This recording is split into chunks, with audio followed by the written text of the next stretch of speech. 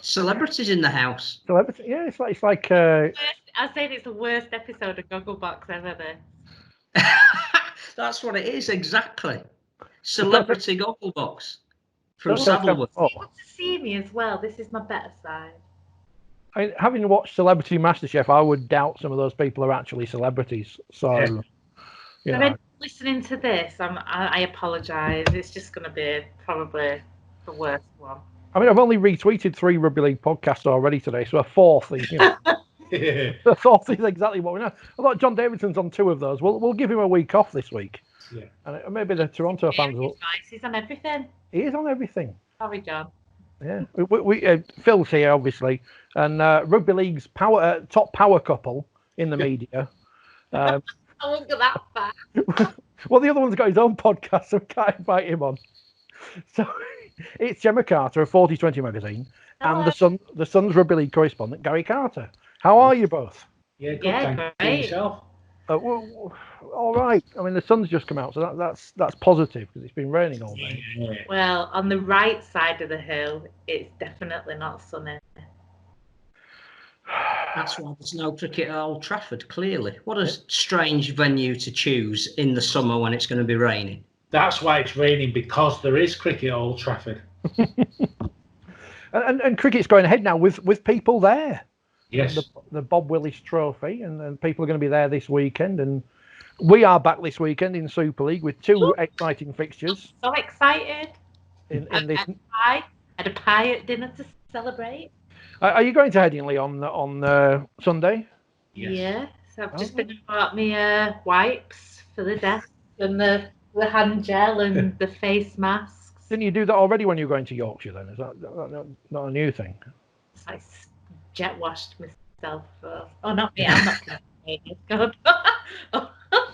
I'm going to be watching on TV because no one wants to employ me, and I don't want to get in the way of everyone either. Most importantly, are you going, Phil? Will you be there for the exciting resumption? I have applied to be there. I have a reason to be there, but I think they're going to be really strict on numbers, and I think media will be rotated around the first few weekends of games to make sure that those who need to be there have a reasonable excuse to be there can be there, and those that aren't will still get access to the post-match, but from the luxury of their living rooms. Yeah, I have to dress up smart for that. I have to put a shirt on just to pretend I'm working. Do you wear a shirt normally? No. Only at Wembley, when everyone does. Certainly Wembley, where no one, where loads of people are there who don't need to be there. But, that's another topic. Carter's, first of all, how excited are you then by the return of Super League this weekend? Very excited. Yeah. I'll agree. Yeah, of course I'm excited. It's been 4 months. Nearly 5, yeah. Nothing. That is a long time. Like when he started, it'd be a couple of weeks, then it'd be another couple of weeks, and you think, then it's like, bloody hell, it's nearly 5 months now. And football's finished. There's nothing left to watch, apart from the playoffs. But Scottish football's back at the weekend, the Scottish Premiership, so that's exciting. I'm not interested in that, sorry. No, I mean, I am really excited. I feel like I don't know. I actually don't know what I've done with my time. Well, you'll say you've been busier than ever. I have been busier when there's no games on than when there is games on. I think there has got to be a mixture of excitement and trepidation, because it's going to be so foreign, for everybody who's involved, the players, anybody who is there working at the game, those who are sat at home. There is no protocol for what we're going to see. The game's going to look different because clearly there are 2 significant rule changes. There is still an outside worry that what's happening in Spain at the moment may affect Catalan this week, because Barcelona obviously is one of the areas where there's a rise in infection. So the whole Toronto thing, who should have been the first game that we were seeing, I think it's sort of mixed feelings. It's a bit like going to a new school. You're not 100% sure what to expect, but you think you're going to like it, as long as they've got pink custard for lunch. Oh, no, I hated school. Did you? Oh, yeah, couldn't stand it. I don't know if that's in hindsight telling me that I hated it, but no. Didn't like school at all. Certainly not secondary school, even though that's where I played. The only times I played rugby was at secondary school in my illustriously terrible career. So we are excited. The good news is, of course, from the test last week in Super League, no positive cases from players or staff. So fingers crossed, the players and the staff keep within their bubbles and don't take any unnecessary risks, and it remains that way for the foreseeable future. Oh, stay off Instagram, then you'll see some right things on there. Just saying. Is that where you get most of the stories from? Ooh, you see some right things on Instagram, Phil, I'll show you. Gemma does. I'm too old. I don't want to even go there. Oh, I love it. I love it. But it's like anything. It's like where we're at as a country. The stage we're at as a country, we're at the stage where if you're sensible and act within the guidelines, then everything's got to be all right. If you step out the guidelines, then you're risking it, aren't you? Yeah, there's got to be there's always an element of personal responsibility, isn't there? And I think there is an element in society, isn't there, where there's always somebody else to blame. Yeah. But I think going forward, everyone's got to take some sort of responsibility for their actions. So that's what success will be based on, won't it? Yeah. Look, you're right, Phil, though. It's going to be different on all levels. All levels, for us working, for fans watching, fans not being able to go. It's going to be strange sat there and it just being silent for a start. I don't know if I can sit in silence. God.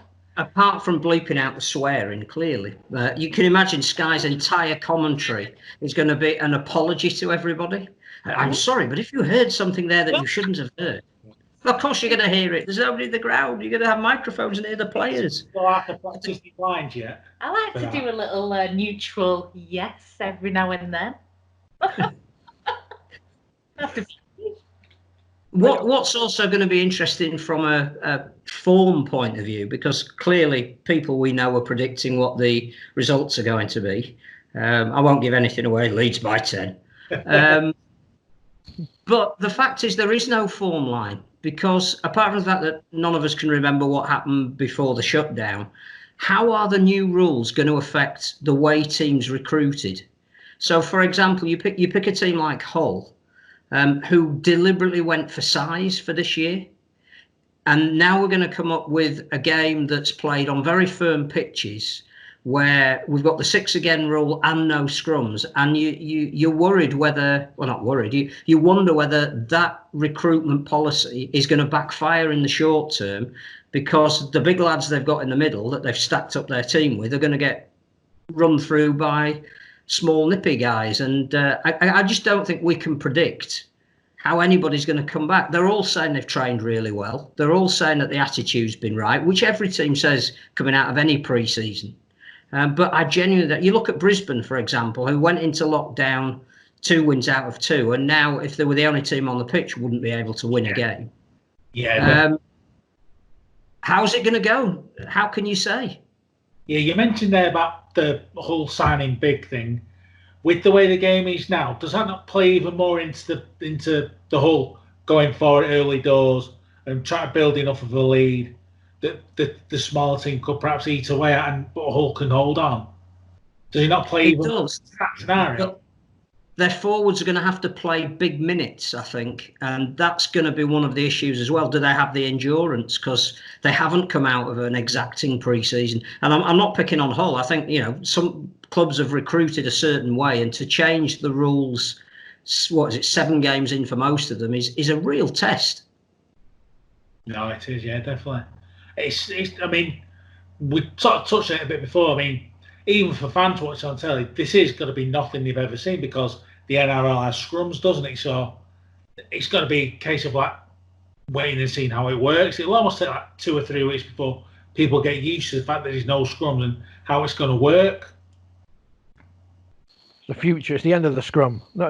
Is anyone going to mourn that, apart from forwards who want to be given purpose? I'm turning to Scully, big lads up for it, grunters here, who just stand there, donkeys, that's it. Is anyone going to miss the scrum? I know one person who will, Tim Sheens.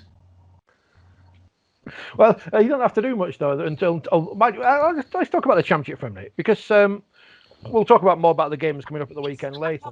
Something I know. What books? What? Brass bands in Saddleworth. So stereotypical. Carry on, championship. Just on brass bands, I was very sad to hear that BBC Local Radio in Yorkshire might be getting rid of their brass band programme, because that gave us one of our best gimmicks at Radio Yorkshire in coming on an hour before kick-off while they were playing brass band music. But never mind, both of those things are finished now.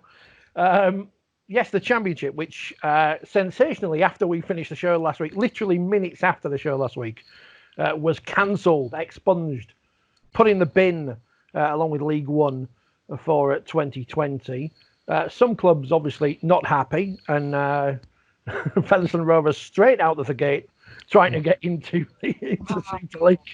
Come on. Timing.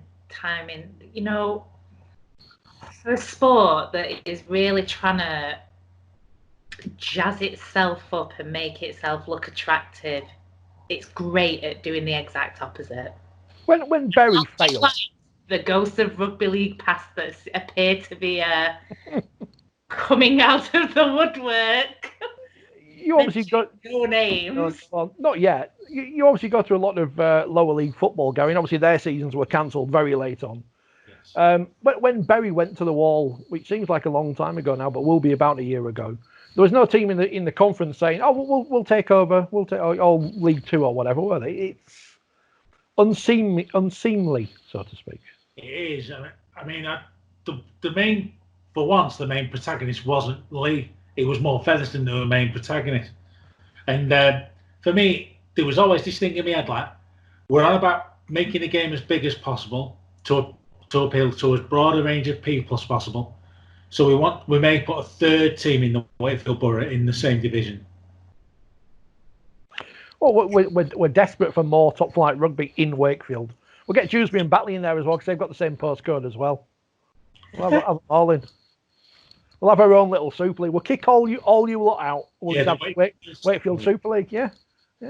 But again, without wishing to assume that Featherstone have changed their names to the Vultures, they don't want to play in the Challenge Cup. So it's like you want your cake, but you don't want to eat it, we're good enough to be in Super League, promote us tomorrow, we can take the place of Toronto, but actually we're not sure we want to be in the Challenge Cup. There's too many anomalies going on at the moment. I just found it really poor taste. I'll say it was poor taste. I think the reality is coming out now in the teams that are saying, as good an idea or as honourable an idea the autumn competition is, we just can't afford it to run it. Just can't afford to play it. That now is more the reality of what was below the statements from Featherstone and Lee saying, "Oh, keep it going." The RFL holding us back. I mean, the reality was the clubs below that. I mean, if you'd have gone on with the championship, probably six or eight of the teams would have gone under. It is a tricky one, and as we kept saying for the last few months, there's no precedent for this whatsoever. And I'm going to say I feel sorry for the RFL in a sense that what can they do? They can't just be there to appease a handful of clubs outside of Super League when the majority can't sustain rugby without fans. No, definitely. I mean, the RFL, it's literally just like, never more is the answer. I don't know, been more apt over the past few months because people literally do not know what's going on or what's going to happen. We don't even know now what's going to happen. I mean, I've never known what's going on anyway, so. No, I mean, the RFL have literally been, I suppose with all governing bodies, really, just been put in a situation whereby they can just sort of shrug the shoulders and say, well, we've never known what's going on, so I don't know, basically. And that applies. I think the difficulty they've got as well is that unlike football, which needed to cram a very small number of games in to complete something, so there was an imperative to find a way to do that. We're almost at the beginning of the season. It makes it absolutely impossible for even Super League clubs to be able to plan the size of their squads at the moment because they're going to be playing so many games over such a short period of time. If you're trying to do that with part-time players, it's impossible. To have a meaningful competition in 2020 has now gone past the point where that is realistic. And palatable though it is, 2021 is shaping up to be a really significant season. So for clubs that need to be at the start line for that, if they have to sacrifice playing in 2020 to preserve themselves, we should be supportive of that. And I have every sympathy for the honesty of clubs like Halifax and Rochdale that have already come out and said, look, the position that we're in at the moment, it would be financial suicide to play in anything in 2020. And I think we should respect that. Surely these clubs want to be around in the year of the World Cup as well. 2021, it is all about the World Cup and building up to that. So that, I'm sorry, it needs to be the absolute priority. And what we forget as well is the World Cup is a wonderful opportunity for players in the Championship and League One to have higher recognition and representative honours, because they will be playing for the Cook Islands and Ireland and Scotland and Wales, and it's really important to not harm their opportunity to do that. And I think that if we have to go without club competition for a year, and I'm not even sure that I'm 100% happy with what we're asking Super League players to do. There's a huge anomaly in saying we recognise that Easter in its traditional form should now only have one game because of the way the sport is moving. We're going to speed it up by having the 6 again rule and no scrums, but we're going to cram in more games than we have for the summer, since the summer era came in. That I understand economically why they're doing it. I still have some reservations on behalf of the players and the clubs if it is a sensible thing to be doing. That's the thing, isn't it? Even not within the sport, within the world, everything is based on economics. All decision making is based on money, and unfortunately, without the money, we won't be here next year, will we? Let's face it. But I think, like every sport, our financial model has been exposed. It has, but also, I mean, why is the Premier League finished the season? Why is the Championship finished the season? But why is the Championship finished the season, but League One and League Two didn't? And why haven't the National League in that case? It's exposed the financial models in all sports, really, and it just shows almost in a way how flimsy the financial models of all sports are, really. Because football's not come out of this looking peachy at all, especially in the EFL. There's a lot of stuff. There was a report from the Department of Culture, Media and Sport the other day, and it actually said the financial model of football is not sustainable. And I think we've known that, but because we live in an era where everything has to be professional, we've sort of turned a blind eye to it.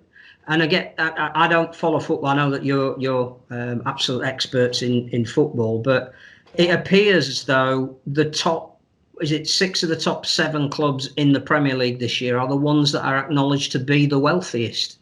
Yes. So, even the joy of uncertainty that is supposed to come with sport is undermined by the financial model that we have in sport. And there's a lot of questions for every sport, but this really is a point where Rugby League has to decide how it moves forward from an event like this and what it wants to look like. And that's why the Toronto debate is wider than David Argyle's purse. It's what is the identity of the sport.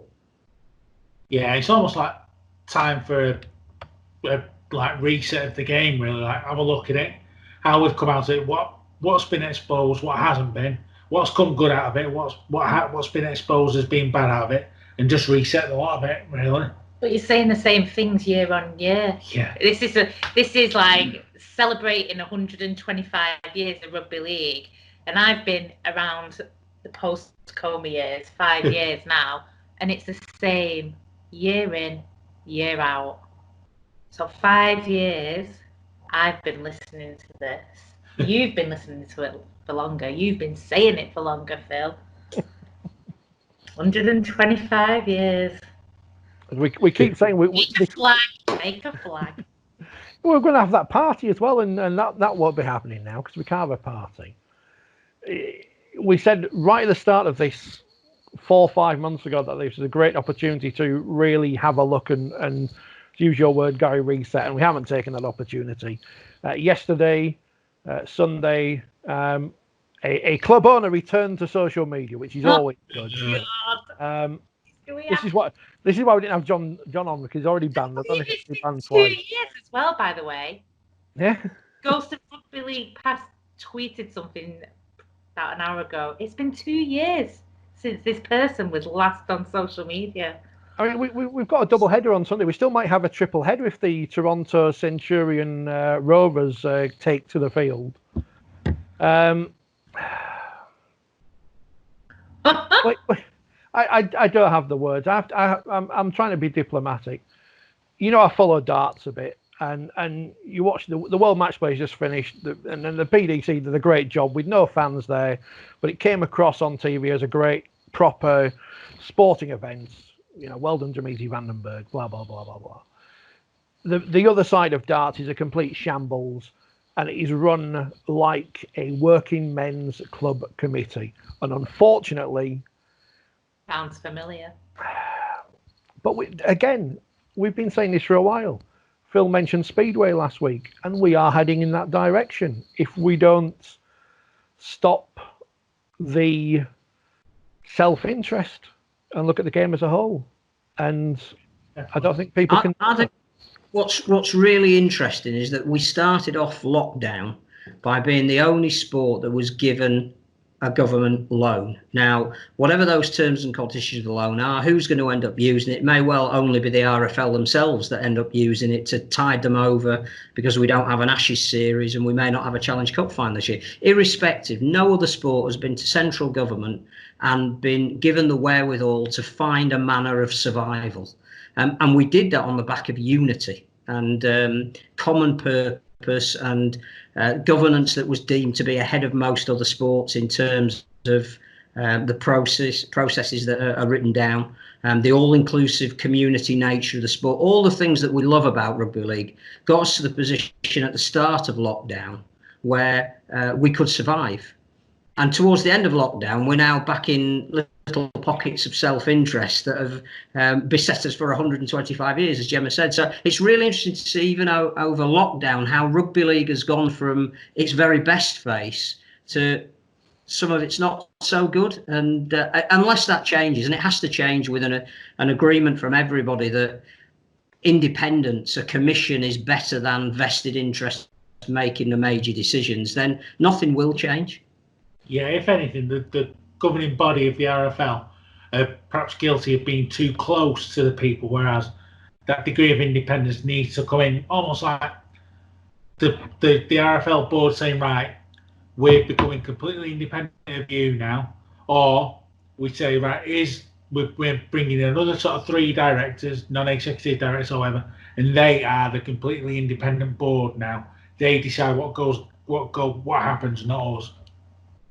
I think there's a massive illustration of this in Sonny Bill Williams, because technically under the terms of the rules of the NRL, he can't play this year. Clearly, there's at least one club that definitely would have him, and there's another club that might be interested in him. Either club, he would be great PR value. But to hear Peter V'landys, who is the chairman of a genuinely independent commission, saying whatever the rules are, if this guy's available and is going to increase the profile of the competition, never mind make a club that he happens to join more competitive than it was before he joined them. The fact is, we can't turn down the chance to have him back in our ranks, and we'll find a way of moving the rules to accommodate him because of the exceptional circumstances he might come under. Over here, you know, we won't give anybody a dispensation to do anything, especially if it's going to disadvantage the people who are making the decision. So I think that crystallises for me the difference between the sport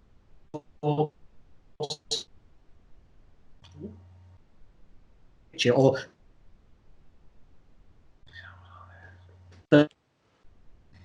table trying to determine. Phil keeps breaking up, doesn't he? Oh, right. Is it Phil? Because our Wi-Fi can be a bit dodgy. No, it's not you, it's Phil. He's frozen. He's frozen in time. Yeah, got what you were saying with the Sonny Bill thing, but in terms of publicity for the competition, for the right or wrong reasons, could you not say the signing of Israel Folau provided the same publicity for the right or wrong reasons as Sonny Bill Williams did? But we weren't allowed to talk about that. And the players weren't allowed to talk about that, and no one was allowed to talk about that.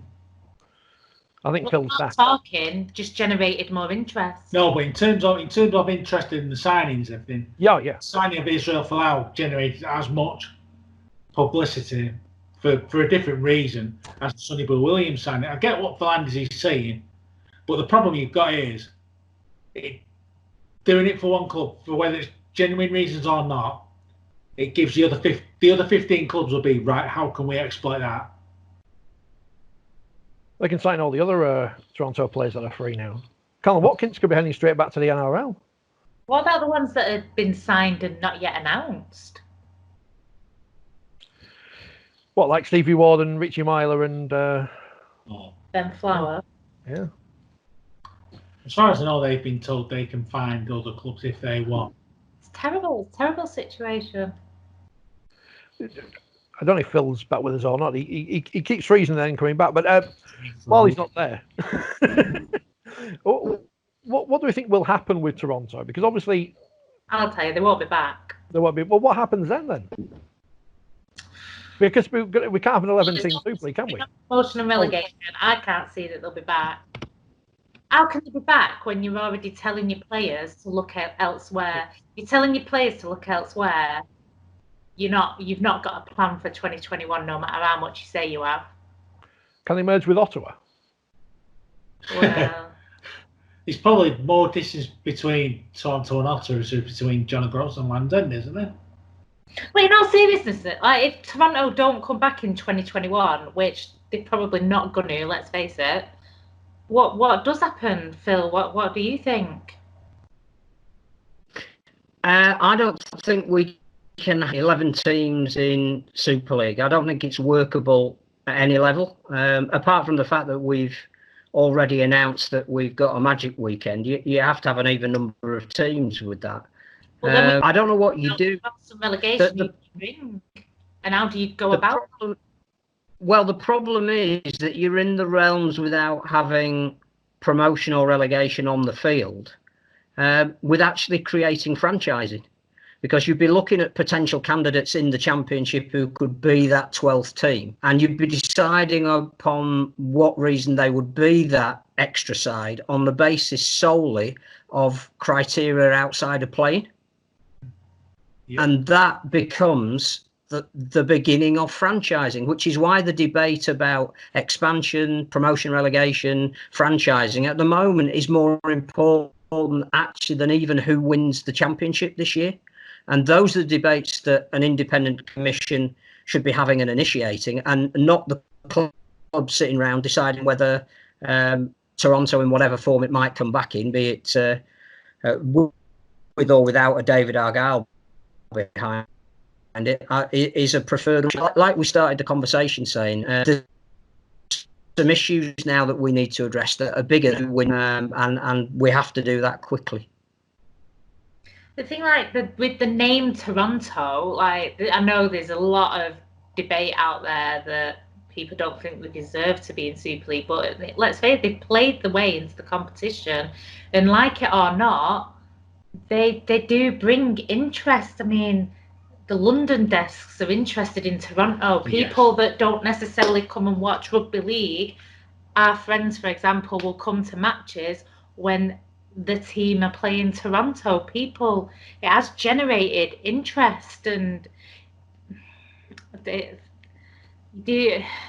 unfortunately, Toronto generated more interest than, say, London being in Super League. And I am a huge fan of London and love my trips to London, but do you see what I mean? There's more planning going forward if you've got a name such as Toronto on the table, as long as it's sustainable. But I think there's two other things about Toronto. One is it's brought 10,000 new fans.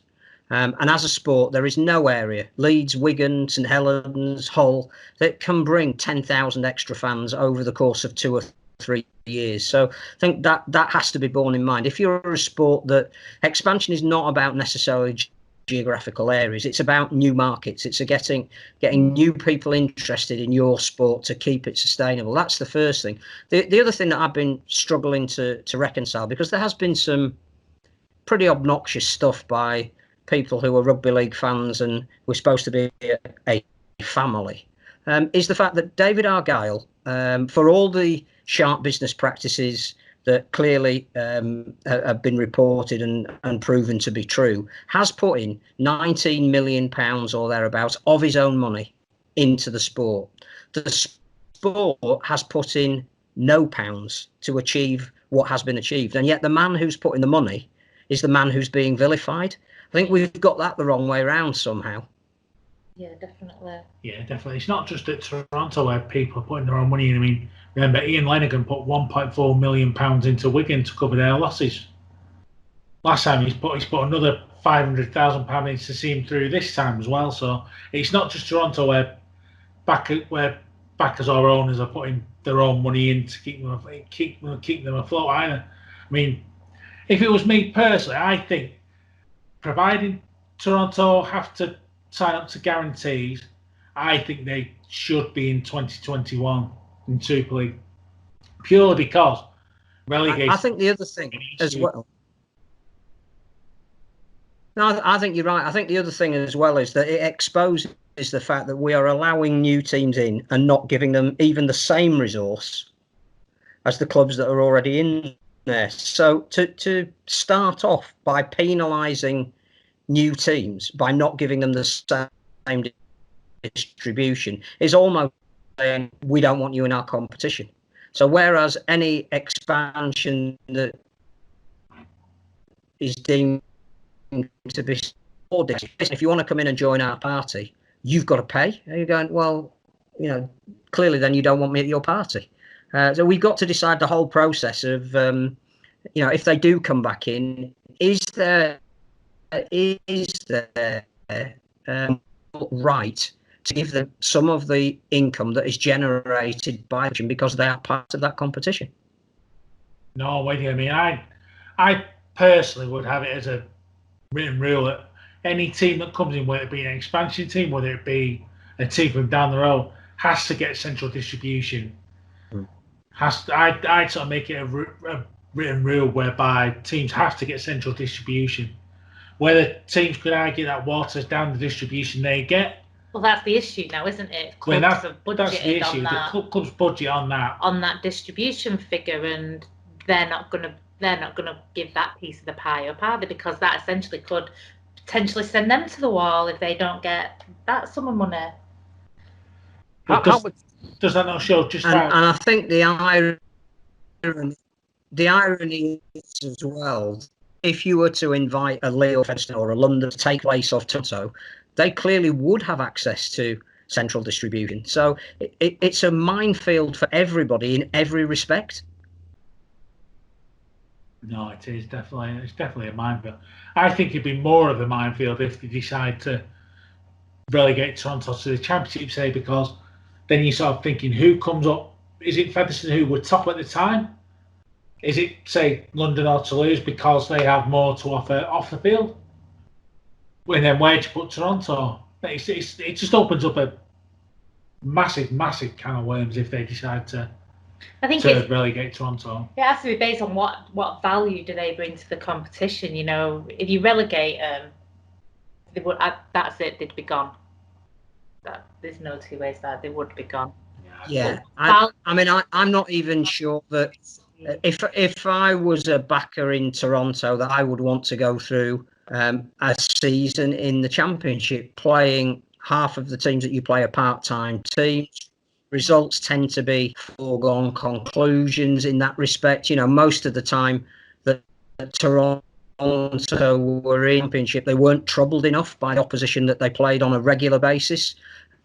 It was only late on in the season, in the playoffs, that they were challenged. Now, London were absolutely magnificent in the playoff the first time round, and the worst season Toronto had was their second season in the Championship because there was nothing in it for either the teams that were playing or Toronto themselves. So to put them back in that environment, I don't see the point of it. They're either in at the top table that they qualified for, or they're not. There has to be sanctions for pulling out of a competition, and a realisation that if what they've had to deal with the COVID economic impact had applied to any club, even Simon Moran at Warrington, who is one of the wealthiest men who is involved, if you were to say to him, you don't have access to furlough payments, you don't have access to a £16 million emergency loan, you don't have access to any home games at your stadium this year, you probably will be paying back the bulk of your season ticket holders for any money that they've already given you. You probably will be either rolling over or paying back all of your corporate sponsors for every pound that they put in. Warrington would struggle to survive.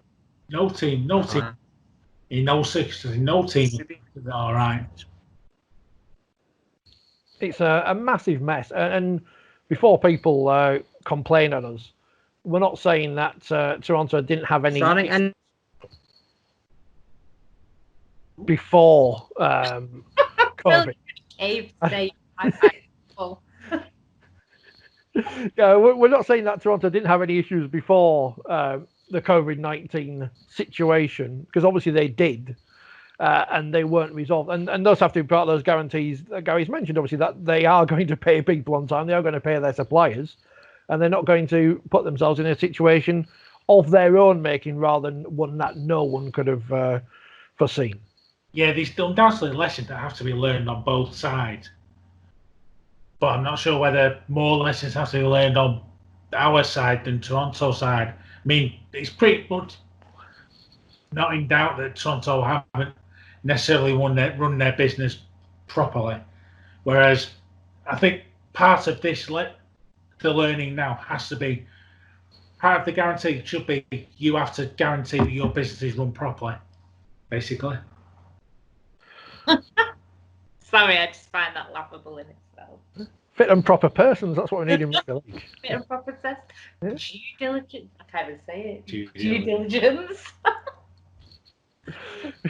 I've used my brain for 4 months. Although I've not used it before that. Those people at Wigan Athletic, they obviously passed the fit and proper persons test from the Football League, didn't they? So, you know, it can be done. Whoa.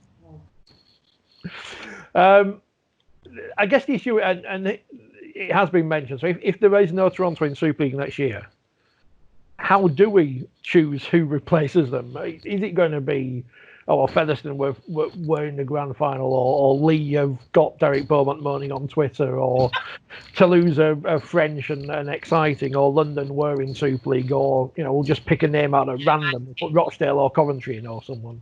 Well, that's the thing. I mean, like, if you pick one, you can guarantee the other 13 will have their legal papers waiting to be lodged. If anything, do you go with 11 for next year, then have no relegation next year, but promotion to make it? I mean, we've got to be. Well, then how do you do Magic Weekend, which is the Super League moneymaker?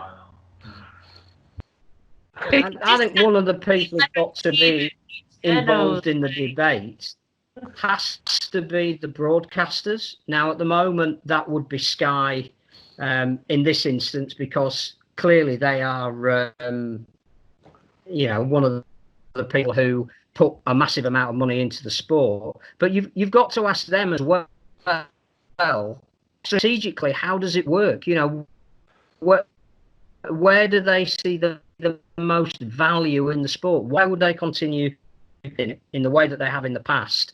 Didn't want some say into the teams that were involved in it. And it may well be that, perhaps a Toronto is what they would like. There won't be another satellite dish put up because of it, but it gives them the ability to market the sport to advertisers, to expect a bigger audience because of that transatlantic element. It may be that they don't want a Toulouse at the moment because there isn't a French deal that they can reciprocate. It could be that they're already talking to a French broadcaster saying that if that did happen, it's worth a lot more to you. It may well be that they would look at a Featherstone and say, we don't particularly want to interfere with how you run your sport, but actually that's the worst thing for us or the best thing for us. I think you've got to include them in the discussions. Oh yeah, definitely. Yeah, Sky has to be a part of it. I mean, for like it or lump it, their contract keeps the game going, doesn't it? So you have to involve the people who keeping the game going, don't you? Yeah, I think so. And I think that's what this era has exposed, that the lack of finance. We are so dependent on television money that to make a decision about who the 12th team is can't be done without input from television. I'm going to cut Phil off and join and see if I can get him back on. With Thank you. I can't help it. It says on my screen, I've kicked Phil Kaplan out. That's a bit harsh, isn't it? I didn't mean to kick him out. But I mean, I could edit this afterwards, but I probably won't be bothered. While we're getting Phil back, Gemma, you must be excited to see Donald Trump is a Salford fan. That did cause a lot of faux outrage, didn't it? I mean, I missed it. So I saw the initial tweet. I thought, oh, that's confusing. I'm not gonna lie, I thought it was a very odd choice, but I wasn't offended by it. I didn't pour my outrage on social media, which people have got a habit of doing far too often. It's like, all right, odd choice, probably wouldn't have been my thing, but anyway, we've got the second most cardboard cutout fans. Yes. There he is. He should be back now. There he is. Phil's back. It's still in wonderful blocky vision there in the 4020 studio. We're just talking about cardboard cutouts, Phil. We might actually replace you with one for the rest of the show. But Donald Trump causing much controversy. This is a controversy I've completely missed. I saw the initial tweet and then just missed the whole reaction to people getting upset, as Gemma says, as is their wont to do on social media. Like, you could have put Boris Johnson, people would have been offended. You could have put Keir Starmer, people would have been offended. You could have put your face, Richard, I'd have been offended. Oh. You know, like, there's always going to be someone that's been offended. It was an odd choice, but we're so many days down the line and something else will have happened. Ugh. That's usually what happens. Twitter's just one big echo chamber anyway, isn't it? Let's face it. Well, it is if you mute people. Gaz certainly has to. Yeah. No, but it's be kind. You've got to be kind to people, apart from, when it doesn't suit you, and then you can say whatever you want about people. Yeah. Philly's back with you. What are you looking forward to seeing all these cardboard cutouts at Headingley, and how many are going to slip through the net? Because we've seen it in Australia, we saw it at Leeds United. People don't pay attention. How many people are going to be? This is going to be Gemma's job on Sunday. She's going to be looking around the cardboard cutouts to see if there's any mass murderers or terrorists there. Well, my eyes are terrible anyway, so I wouldn't spot them. Or pets. Pets, yes. Yeah, Looking forward to the pet sanctuary. Well, I do think it's a great idea. Leeds United did phenomenal with it, didn't they? Did they sell was it 25,000 or something? You see, Man United are 40,000. It's a great little money maker, isn't it? Leeds will take them off. Leeds will take them off. Stand to make it look busy next season. Got to keep them. Come on, it's good, isn't it? They'll be proud. It's better than. I was watching the baseball because there was nothing on the other day, and on one channel they've got no crowd at all, and on the games that Fox are showing, obviously Fox, Sky, all were the same thing. They've got a virtual crowd there. They've put computer-generated crowd in. It looks strange. All right, they've actually got vision of computer-generated crowd rather than noise of computer-generated crowd. Yeah. So from some camera angles, there are people there because they're computer-generated, and other camera angles, it's just empty seats. But there are people in the stands, and not just cardboard cutouts. No, I'm not keen on that. I'm waiting for the first comment that says there are more cardboard cutouts than real fans. So that's why I made Huddersfield to pick a team, and again, it's purely at random. It's not meant to make any political point. The atmosphere is better with cardboard cutouts than it is with real people in there. Well, this is no bloody cowbell there on Sunday. Oh, I love the cowbell. What's wrong with you? It's sad though when the cowbell's talks about more than your team, though. Let's face it. I've just Keithley have just tweeted that they're not taking part in this autumn competition. I am thinking about getting in touch with the people at Pyongyang to enter, because we might be the only team to enter. So we might be able to get this 250 grand. A media team. Could you not set up an 8-13 competition?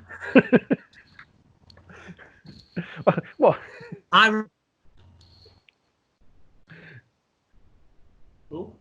Phil's It's terrible. Is he on 2 tin cans and a piece of string today?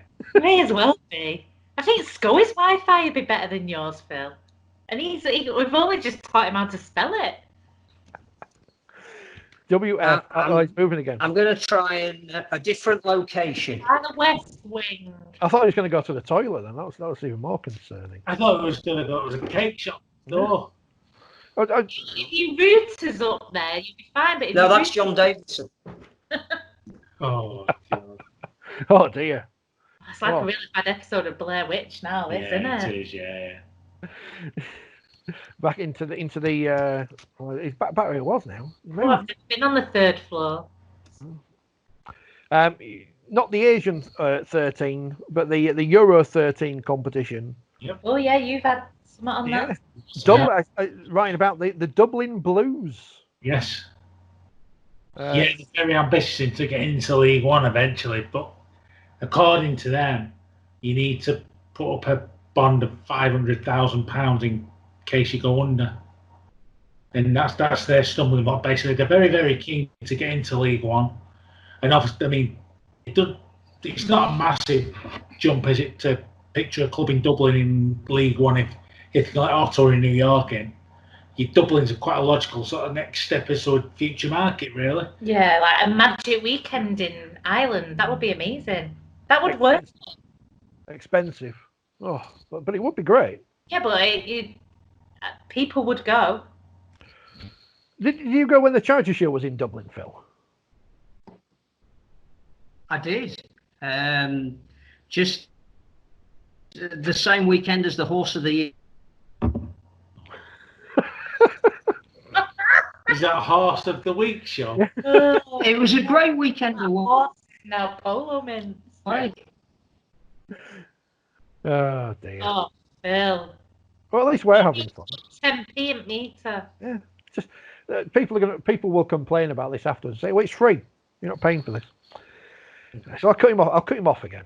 Let's cut him off again. Kick him out again. Should we just get John in? I kicked him out. Come on, John, join the call. See, like last week when Paul joined us halfway through. Solidarity with having a League Weekly, by the way. Obviously, not good news for them that they're not coming back. I think it's quite an odd decision as well. Actually, I think it's obviously Danny's got his reasons behind it, but I think it's a bit short-sighted. Well, fingers crossed that decision can be I hope overturned coming forward. We do need as much media coverage as possible, even if it is just internally and speaking to ourselves. No, exactly. Because local radio is pretty much, local commercial radio, I should say, is dead. That is dead now. Well, they're saying they're on about reshuffling at BBC as well. What impact that would be on sport, I don't know. But that's quite worrying as well. Like, it is when there's only so much money to go around, and football rights obviously cost a lot of money. I mean, I don't know the situation with Leeds United, but the fact that they're in the Premier League now will, there's more costs attached to that than a team would be in the Championship. Local radio was just hanging on from people who, without wanting to betray any facts or anything, a lot of local radio went at the end of last season, as we know, and the ones that were hanging on were basically because they were doing it for nothing. Yeah. Which is not good for anyone, not least people who want to earn money in the sport. He says doing this podcast for free, but that's different. I don't know. I'm kind of excited about Sunday because at least we're going to have something to watch. You'll be there at Headingley. No food though, which is very disappointing. I am going to take snacks. How many books? None. It's the first game. I'm going to concentrate as I always do. Books are just for the pre-match entertainment. You know that. There's going to be no Ronnie the Rhino running around. There's going to be nothing. It's going to be strange. Yeah, interesting. You back, Phil? He's back and he's moving. I'm back. I've changed my internet provider. I'm back. I don't think you missed anything. Yeah. No. I've had a great chat with myself. Yeah. We've just been mourning the demise of, well, not the demise, well, no, the demise of local radio, which is dead. And the lack of League Weekly for the rest of the season, it appears. But 4020 will be out in a couple of weeks, which might better finish on writing. Writing something then. Last minute, as always. Well, it must have been hard to fill a column. Talk about your pack up when you start going to the games. Yeah, I'm definitely taking snacks. I'm invested in this. You might be able to make a bit of money on the side there, flogging sweets to the rest of the press box. No, I'm too nice for that. Would it be allowed with social distancing? As long as you've got, gloves on and just lodge them anyway. If there's any room, throw a dolly mixture. I'll catch that. Yeah. We are all just I don't want to say walking into the unknown and stuff. It's those phrases everyone keeps saying, but when you watch all these different sports coming back on the telly, it's going to be completely different to anything we've known before. Not even pre-season friendlies when no one's there. You speak to people though covering football, and they say it doesn't, like, the first couple of weeks feels really strange, but actually they're very much used to it now. They've all adapted really quickly to it, haven't they? Yes. And we're all really positive about it as well. It's do it this way or don't do it at all. So I think what's the alternative? Have you done your was it education test or something? No. I was successful, but I didn't get an education test. I don't know what's going on there. But anyway, it's forced people to work differently. It's dragged everybody into the modern day, which would not do any harm anyway.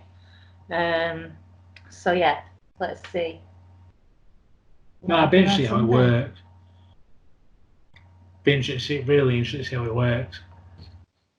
Are we even going to Phil when having to get 53 million Leeds players after each game?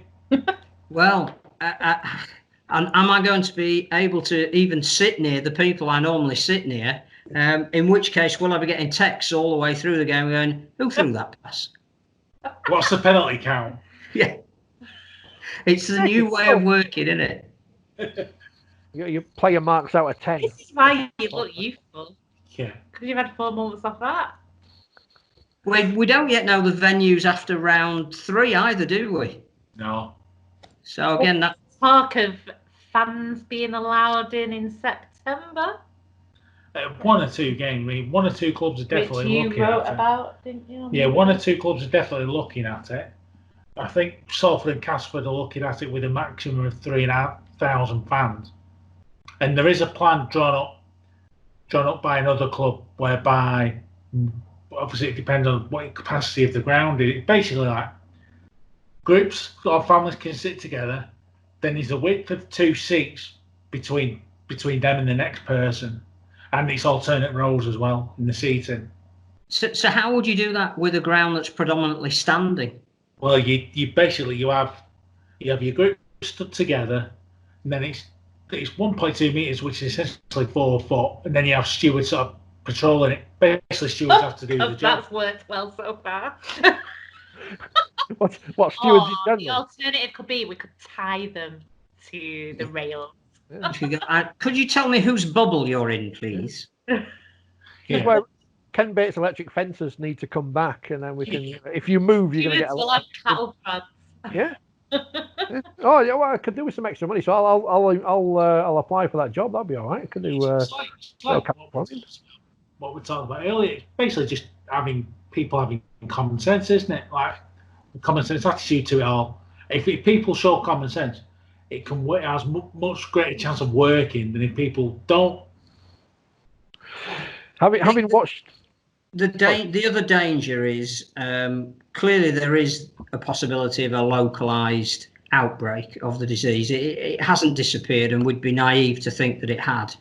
And obviously, Darwin is an area apparently that is one of the most at risk at the moment. It wouldn't be difficult to see that moving into the Wigan borough. It's only sort of the next one across. And again, what are the contingencies if a team has to drop out of the competition, even temporarily, because they're in an area that is, been exposed. And I think that is, I know at the moment everything that's possibly being done to protect Catalan is being done, but it is in Barcelona, which literally is an hour down the road. And we've got to be aware of the fact that we've got so many games being played in such a short period of time that any disruption to that, be that, too many positive tests or an area that people aren't allowed to go in and out of, that is going to affect our season. And that, I think, again, is at the back of everybody's mind, that there is a concern. In terms of localised lockdowns here, we've already seen how it works with Leicester City football. They still played at home, even though Leicester, or rather parts of Leicester, were in localised lockdown. And as long as the players, whoever's going, is tested and the tests come back negative, then they're almost like in their own sort of bubble. So they can go play the game, basically go to the ground, play the game, go.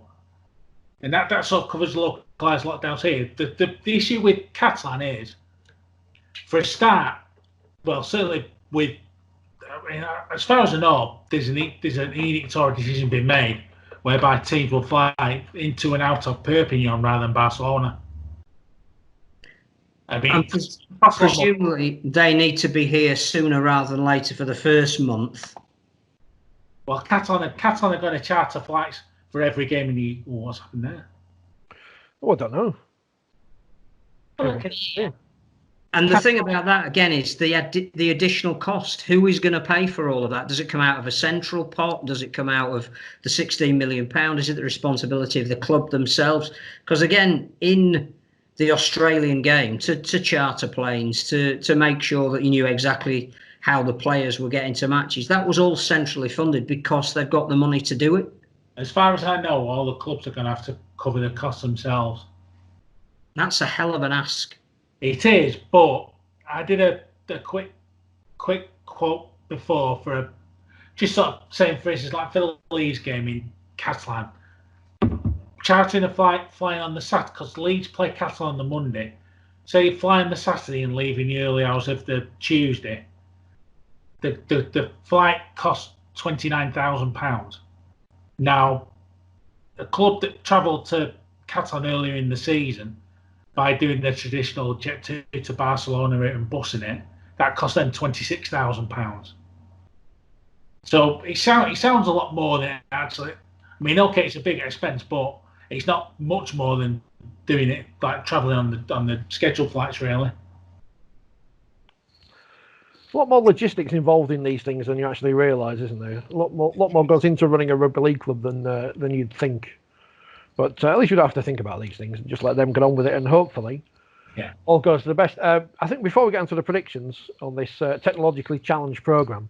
I didn't know he was playing. You'll have to remind me. I'm joking. Cool. I'm not really.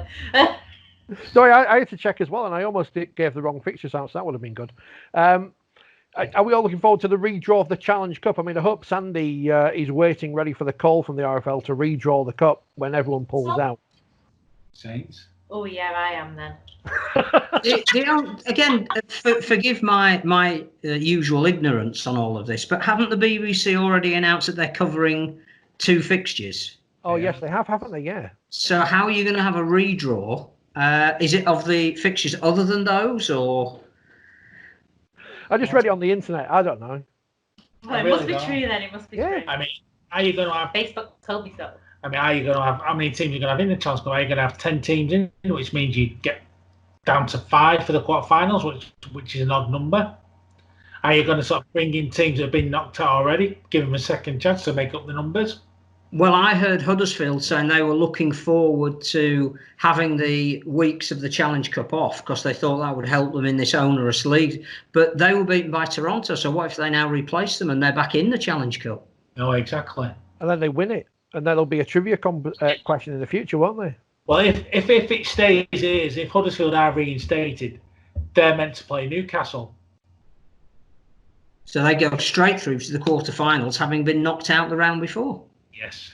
That sounds very rugby league. But the other thing about the Challenge Cup, which again, it's making the schedule for those who get further in the competition even more onerous, is that unless you can have a crowd at the final, then the Challenge Cup clearly isn't viable this year.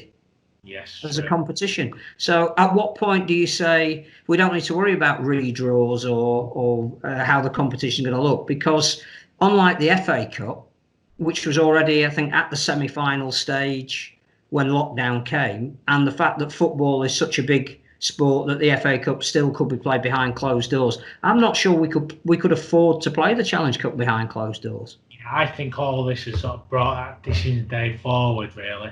I think a decision will have to be made in the next sort of week or so as to whether they're going to go on, whether they're going to redraw it, if they're going to redraw it, who's going to be in it. I think all this will have to be decided in the next week or so. Yeah, I think so. Well, I was looking forward to playing Fev as well. I mentioned baseball a minute ago because their season restarted. They're playing a 60-game season as opposed to the 7 million games they usually play in a year. Yeah. But here's a cautionary tale, which come up on the Sky Sports ticker of doom. Miami Marlins were supposed to play Baltimore, but the game's been cancelled due to a coronavirus outbreak. And because of that, Philadelphia have had to cancel their match with whoever they were playing because the visitors' dressing room was used by the Miami Marlins. Oh, right, yes. So it's all... And that's what I'm saying. We've got to be aware of the fact that even though we're starting and we've got 12 teams has already gone to 11, there are going to be issues along the way. And don't start getting the finger of blame out. This is an impossible situation and it will have to be monitored on a daily basis. Whoever wins the tournament, if we get to see the conclusion of it in the manner in which they've planned, will be unbelievably deserving of winning it. But we should all enter into the 2020 season in the spirit of the fact that actually it's just getting through it. We need to fulfill as many obligations as we can. We need to look after the players as best we can, and we need to nurse all the clubs through as best we can. And if we don't have a resolution that suits everybody, tough. It's like I said before, like never has the answers I don't know or we didn't know been more apt and applicable than in situations like this. And the message to the players, and this should be the one that's going out from the union leaders and the clubs themselves, don't be Benji Marshall, don't be Joshua Archer, just stay in your bubbles and just don't be in trouble. Yes, especially. Don't kiss a reporter, whatever you do. Yes. Although judging by the Rugby League press box, I don't think that's going to happen. So, you'd hope. I think Gemma's in great demand. Where's Brian McDermott going to go, Gemma? Oh, Brian. Come and be assistant at Salford or something. Should just clip that bit out. Oh, Brian. I'll do that. I'll do that later. Oh, I got a lovely message off Tony Smith this morning. My Tony. Oh. I'll wait to see him. You're not allowed to see him. You'll be able to wave to him. You see him from a distance. From a distance. But make a I Heart Tony flag or something. What does Ian Watson think about all this? Well, just play it cool. Think of what Gemma's dividing loyalties or Gemma's switching. I assume you're just used to this by now, Gary. You just I was probably used to it before we were even married, to be honest with you.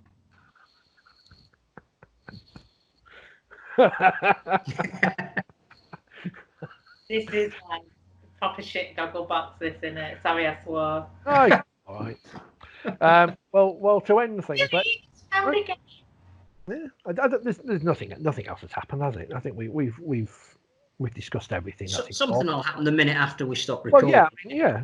Well, I can't see what's been going on, to be honest. I've been watching. What have I been watching? Australian First Dates. Loving a bit of Netflix, me. Netflix. We need to do. If only they'd done the Super League documentary on this season. But yeah, that would be. That would have been one. They'd have been digging out an open top bus for outside Headingley on Sunday, wouldn't they? They've been chairing Wayne Godwin round for getting his ball in a bin. Yeah, I have quite enjoyed what Wag has been doing, to be honest with you. It's just good fun, isn't it? Like just keeping smiles on faces and attempting to keep the interest up. But I've quite enjoyed watching it, to be honest with you. The funniest ones are, I mean, to be fair to him, he's been running some of the ones where it's not gone right for him as well. And they are quite funny to watch. Smiles on faces. That's what it's all about. Well, thanks to Ed, though. Let's not forget that. His filter's a bit lower than normal. Where's the one day? A bit harsh, as somebody we know would say. A bit harsh. Well, True. You'll have noticed, Phil. By the way, well, you might not have noticed. They've renamed the trophy. England and the West Indies are going to share now after this Test series, which used to be named after a magazine, and now is named after two old cricketers. There you go. Precedent has been set. Yeah, good old Lord Botham.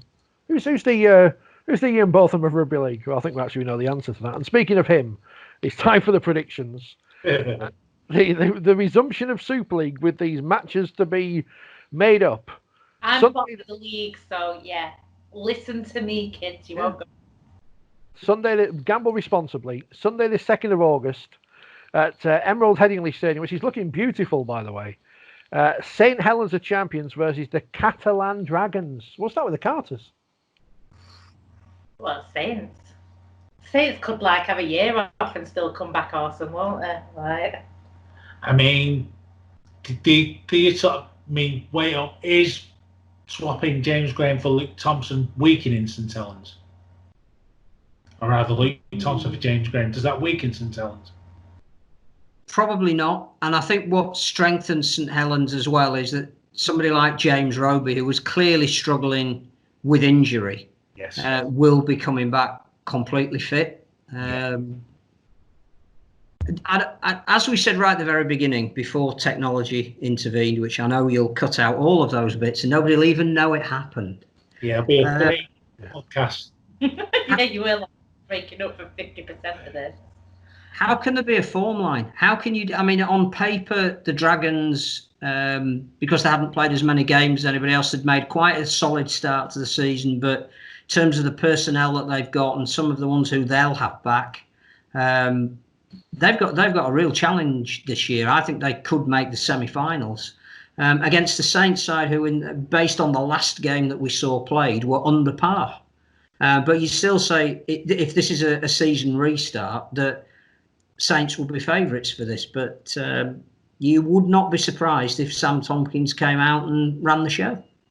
No, I mean, another thing is, I mean, to discount the start of the season, I mean, okay, James Graham's coming, but would you class James Graham as a new player, really? Yes, because he won't know the ways of the coach that he's playing under. But in terms of the guys he's playing with, the structures that won't have changed that significantly. No, I think he will be an absolute asset for them. But he is replacing the guy who currently was, when he left, the best player in the competition. So, true. But also, in terms of the players Catalan brought in before shutdown, their team is a lot newer than St Helens' team, whereby, given the season restart, it's probably the time where any familiarity with players that you played alongside does count, whereas a lot of the Catalan players, it was essentially a new team, wasn't it? Mm-hmm. So I think that plays in St Helens' hands for Sunday. Yeah.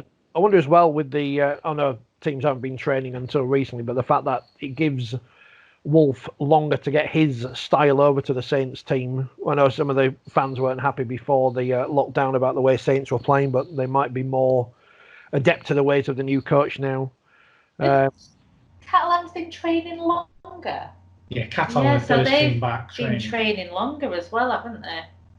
Yeah, they got back to playing in groups quicker than we did over here. So I think while Saints will have done a lot of individual training, Catalan will have the jump on them maybe for a couple of weeks on being back in, being able to practice moves and things. The other thing is the new rules, that none of us really know how teams are going to best adapt to the new rules. And a backup hooker is going to be worth his weight in gold. So you look at Saints, for example. We know James Roby could play 80 minutes, but the game itself is going to be speeded up. So is his effectiveness slightly less? because he's going to get more tired and more targeted. And does that make Aaron Smith a really important part of what they do? Does Mickey McAlorum, again, he's at the latter stages of his career. Who have the Dragons really got to bring in as a backup auxiliary hooker to exploit these new rules? I don't know. I think none of us know until we see the teams play. And if anything, the new rules almost suit Roby's style of game more than McAlorum at hooker. Yeah. Certainly for the early stages, anyway. I'm going to side with Saints, but yeah, I'm going to go. Yeah, I go Saints by 8. Oh, do we have to pick a number? If you want. You don't have to. Do whatever you want. I normally do. Before we get on to the second game, because there was something. The man himself, by the way, said 6 by 16. Oh. So clearly I'm going Catalan by 4 because of that. Fair enough. Before we get on to the second game, because I forgot there was something I needed to mention, which the Catalans have reminded me of, and the former Toronto trialist, Tony Gigot, is now at the City of Culture in West Yorkshire. He's become a dreadnought. He's a Wakefield Trinity player now, so it's going to be interesting to see how he gets on in Wakefield colours. One assumes with Brough seemingly out injured until for the end of the season off to Bradford, that he will play in the halves, but I don't know. I don't have any inside information. I'm not allowed anywhere near the ground. So I'll wait for they're just collecting fullbacks. I don't know. Yeah. There's the new tactics for you. Yeah. Play a load of fullbacks. Just change the formation. It's like football. Do whatever you want. So we'll see how it gets on in a couple of weeks anyway. Because Wakefield are playing on Sunday, but the Leeds Rhinos are they going to be in the away dressing room then when they take on the Huddersfield Giants? I don't know. Yes, there has to be, I think, because that is the concession to it being Huddersfield's home game. That Leeds should not be able to have any advantage by actually playing at home. So yeah, they will have to be in the away dressing room. No marching on together either. That's good news for everyone. No sound stand band. Maybe you should take a cowbell, Gemma, just to give them that home support. Can they not put a record on all the Tanner? A record? Have they got any vinyl they can put on the turntable? Yeah. Oh, I didn't Probably play at 33 to the 45. You know what I mean? CD, whatever the youngsters play nowadays. MP3. Yeah. Of a cowbell. I'm sure. Sky, well, we don't know how Sky are going to cover the games. Hopefully they've got one in their exciting band of sound effects, if indeed they have. How's this one going to go? Huddersfield and the Leeds Rhinos. I like what Rich Degar was doing at Leeds actually before lockdown. He got a lot of stick, didn't he, when he first came? But Oh, he did, yeah. Yeah, things were going in the right direction there, weren't they? I'm gonna go Leeds to win this. He sort of seemed to be starting to sort of turn things around on the field. I mean, okay, he wasn't perhaps the most inspiring choice for a new coach when David Ferner went, but you can't argue with the job he's done so far. He was turning them around on the field. And having spoke to Richard about the way pre-season's going, the way the mini pre-season's going, he's been preparing the players for the new rules in terms of alerting them to when the set restart happened and things like that. So you can't really argue with them not leaving anything to chance. So I mean, Huddersfield were a funny team really before lockdown. They were either very, very good or you pretty ordinary. But I mean, I personally think Leeds will win on Sunday. Personally, yeah, I'm gonna go Leeds by 14 or something. 14. I think we saw a different Huddersfield prior to lockdown. They were a little bit more expansive. Aidan Caesar had made a huge difference. But going back to what we were saying about it might be based around the hookers that you have access to. I think for Leeds to have Cruz Leeming and Brad Dwyer under the current new rules actually just could be the difference between these two teams. Be interesting to see Ashton Golding making his debut against his old club. But I just have a feeling that if it's going to be very, very quick, then to have two of the fastest hookers in the business and be able to interchange them. I think that's probably going to be the difference. So I clearly am going to go Leeds. Well, Trey's descriptions are not going to be on the phone. By 10. Stevie Ward and Richie Myler are likely to play. They're in the shop window now, looking for somewhere perhaps next year. Stevie won't be playing, but he wouldn't have been playing anyway. He's still suffering from post-concussion syndrome. Richie will. And I think Richie's versatility in a number of positions. I mean, again, when you think the last game that we saw Richie play was playing at fullback, I think he again is very important in a game where I think positions are going to gradually morph. Somebody who can play in a number of them is going to be valuable. Oh, definitely. And he's playing for a contract. So. Because Simon Wolford was a viewer of this programme before lockdown, I don't know if he still watches now, we're pre-recorded. And as far as I know, no one from Leeds watches. I'm going to go for the Giants by 6. I don't know, I'm just making it up. I haven't looked at the Super League table. I've got no idea. Not that it is mentioned. It don't matter. You just pick anyone. Yeah. No one's just going to happen. Well, I may as well do that. Leeds by 10, he said. Leeds by 10. And the Man of Steel points, of course, which is all over the place now because of Toronto's expungement. Yeah, expungement? No one knows. But well, there you go. Rugby League is back in Super League, so don't upset all the people who support Championship or League One teams. Is that it for Sunday? Just 2 games. Yeah, it was going to be a triple header, wasn't it? But what would you have done with that first game? It would have been Tony Smith against Brian McDermott. You wouldn't have known who to cheer for. When is Salford playing? Week after. Sweet. Just out of interest, asking for a friend and all. Week after against Hull. Ooh, excitement. I'll give it back in the next week. Salford will win that. Fair city of Leeds. Yeah. We'll be hosting it. And you're the home team as well, along with Wakefield and Leeds are all the home teams on the Sunday, so that'll be good. 5 games next weekend. That may make it even more exciting and tricky to pick. But at least we've picked the bones out. Well, we picked the bones out of Toronto as if we were Derek Beaumont. I don't know, but all feathers and Romans. Not to blame Lee for everything. Is there anything you want to promote, Mr. and Mrs. Carter? Promote? No, nothing really. Nothing really worth promoting, to be honest with you. No. Might make a mistake for tea. Write your column. Don't forget to do that. Yeah. I've been some rugby first. Yeah, I've almost written mine, which is surprising. But see how many of my alleged jokes get cut out this month. If anybody makes it through to the end of this podcast, please will you message me on Twitter and I'll send you some Haribo or something, because I can't give you a medal, but you deserve something for getting through 1 hour 25 of shite.